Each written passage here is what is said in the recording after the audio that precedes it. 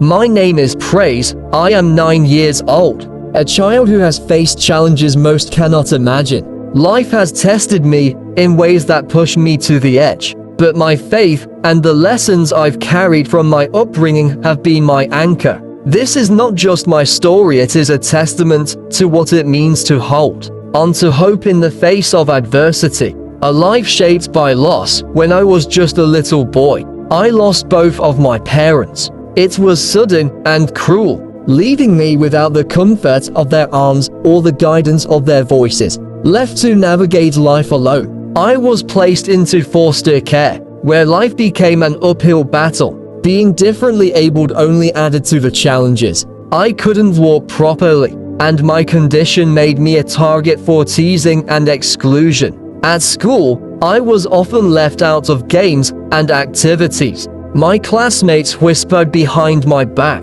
and some openly mocked me. But even when the world was unkind, I clung to the values my parents taught me to remain honest, kind, and faithful. Struggles in foster care. Life in foster care wasn't much better. The other children could be cruel, sometimes taking my things or pushing me around. Yet, I always tried to avoid confrontation. My faith taught me that love and peace are better than anger and retaliation. Every night, before I closed my eyes, I prayed. I poured out my heart to God, asking for strength and guidance. I believed that Jehovah God would see me through, even when it felt like no one else did. Standing up for what's right. One day at school, I witnessed something that stirred my heart. A group of boys was bullying Harry, another boy in foster care. He was quiet and kind, just like me, and he didn't deserve their torment. Stop, I yelled, my voice trembling but firm. The boys turned to me,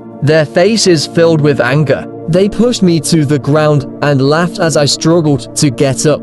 But I didn't regret stepping in. Harry was safe, and that was all that mattered. A false accusation. Weeks later, something valuable went missing from our teacher's desk. Without any evidence, Harry was accused. The teacher was ready to expel him, convinced that a foster child like him must be guilty. I couldn't let that happen. Harry didn't deserve to be punished for something he didn't do. So I spoke up. It was me, I said softly. The room fell silent. The teacher's eyes narrowed, and I was sent to the principal's office. My foster parents were informed, and I was expelled from school. I walked out that day with my head held high, knowing I had protected Harry. But deep down, the pain of being misunderstood and wrongly punished weighed heavily on my heart. The truth revealed. Weeks later, the real culprit, a staff member, confessed.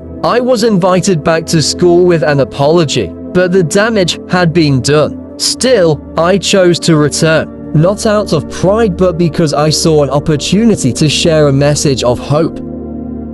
Sharing my faith. At a school assembly, I stood before my peers, my legs shaking but my voice steady. Love is patient and kind, I began, quoting from 1 Corinthians chapter 13 verses 4-8. It does not envy, it does not boast, it is not proud. Love always protects, always trusts, always hopes, always perseveres. I told them about the values my parents had instilled in me, about how my faith had carried me through the darkest moments of my life. I explained that standing up for what is right, even when it costs you everything, is always worth it. A message of hope.